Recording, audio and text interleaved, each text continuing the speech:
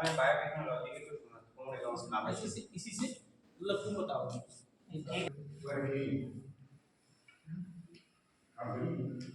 जय हिंद। मेरा नाम मनोज सिंह है। मैं सरस्वती उच्चतर माध्यमिक विद्यालय मडेरिया से भी कक्षा द्वादश विज्ञान समूह का छात्र हूँ। आज मैं बायोटेक्नोलॉजी के कुछ महत्वपूर्ण एवं आवश्यक तथ्यों को प्रस्तुत करने जा रहा हूँ। सर्वप्रथम हम ये जानेंगे कि बायोटेक्नोलॉजी क्या है तथा किन सिद्धांतों पर कार्य करती है तथा बायोटेक्नोलॉजी के हमारे आधुनिक जीवन में क्या क्या अनुप्रयोग हैं, किस प्रकार बायोटेक्नोलॉजी इस मानव समाज को किस प्रकार हमें लाभान्वित कर रही है। तो बायोटेक्नोलॉजी जैव प्रौद्योगिकी के अंतर्गत उन तकनीकों का वर्णन मिलता है जिसमें हम जीवधारियों अथवा उनसे प्राप्त एंजाइमों का उपयोग करते हुए आवश्यक उत्पादों अथवा प्रक्रमों का विकास करते हैं। अर्थात सरल शब्दों में हम कह सकते हैं कि जैव प्रौद्योगिकी वह तकनीकी है जिसमें जैविक तंत्रों का उपयोग करते हुए मानव कल्याण के लिए, मानव समाज के लिए हम आवश्यक उत्पादों का निर्माण करते हैं।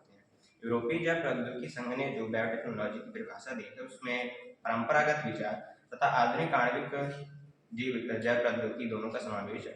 यूरोपीय जैव प्रौद्योगिकी संघ द्वारा दी गई परिभाषा निम्नवत है।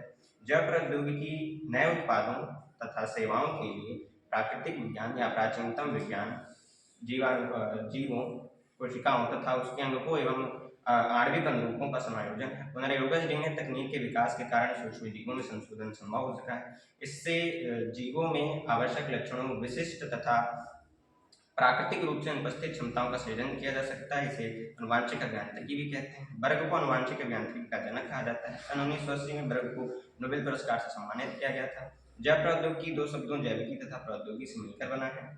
सर्वप्रथम ऑस्ट्रिया के अभियंता कॉर्ल लेरेकी ने बायोटेक्नोलॉजी शब्द का प्रयोग किया था। अब हम ये जानेंगे कि जैव प्रौद्योगिकी किन सिद्धांतों पर कार्य करती है।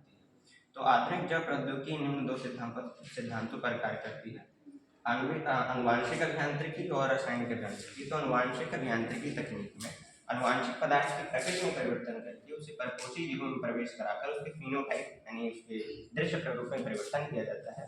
और रासायनिक अभियांत्रिकी तकनीक में प्रक्रमों को रोगाणु रहित या जीवाणु रहित बनाकर उसमें वांछित सूक्ष्म जीव की संख्या में अधिक से अधिक वृद्धि कराकर जैव प्रौद्योगिकी उत्पादों को प्राप्त किया जा सकता है, जैसे एंजाइम, प्रोटीन आदि।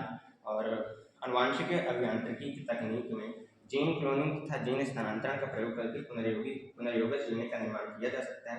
सर्वप्रथम पुनर्योगज डीएनए साल्मोनेला टाइफी के सहज प्लाज्म में प्रतिजैविक प्रतिरोधी अनुक्रम के सहज जुड़ने से हुआ था। स्टेनली कोहन तथा हर्बर्ट बोयर ने 1972 में सर्वप्रथम प्लाज्मिड से डीएनए के खंड को काटकर इस कार्य को संपन्न किया था। जब किसी विजातीय डीएनए खंड को प्लाज्मिड से जोड़ा जाता है या किसी परपोषी जीव से जोड़ा जाता है तो वह गुणन करने में असमर्थ होता है।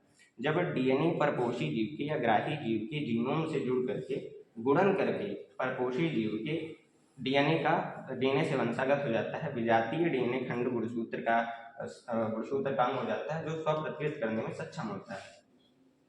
क्रोमोसोम में डीएनए का एक विशिष्ट अनुक्रम पाया जाता है जिसे हम ओरिजिन ऑफ रेप्लिकेशन यानी कि जो प्रतिकृतिकरण को शुरू करने के लिए आवश्यक होता है।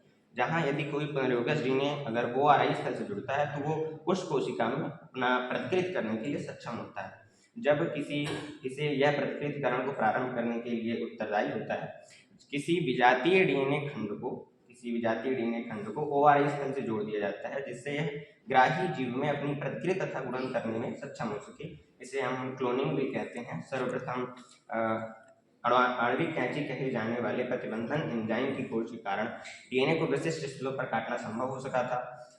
कटे हुए डीएनए खंड को प्लाज्मिड से जोड़ दिया जाता है। यह प्लाज्मिड डीएनए वाहक की तरह कार्य करता है तथा लाइगेज जो कि कटे हुए डीएनए खंड तथा प्लाज्मिड को जोड़ने का कार्य करता है। इससे एक नवीनतम डीएनए का निर्माण होता है जो कि एक संवाहक की तरह कार्य करता है और इसे ही पुनर्योगज डीएनए कहते हैं।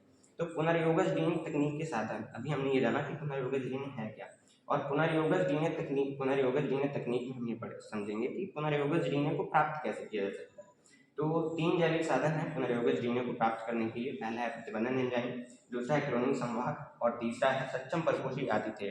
तो प्रतिबंधन एंजाइम क्या होता है? तो सन 1963 में सर्वप्रथम डब्ल्यू एर्बर ने जीवाणु खोजी से बैक्टीरिया से प्रतिबंधन एंजाइम को पृथक किया था। बाद में एर्बर के साथ स्मिथ व नॉर्थन को नोबेल पुरस्कार से सम्मानित किया गया था रिस्ट्रिक्शन एंडोन्यूक्लियस की खोज के लिए। प्रथम प्रतिबंधन एंजाइम हिंड सेकेंड जिसे हीमोफीलिया इन्फ्लुएंजा से पृथक किया गया है। प्रतिबंधन एंजाइम न्यूक्लियस कहलाने वाले एंजाइमों के बड़े वर्ग में आते हैं। यह दो प्रकार का होता है, एक्सोन्यूक्लियस तथा एंडोन्यूक्लियस।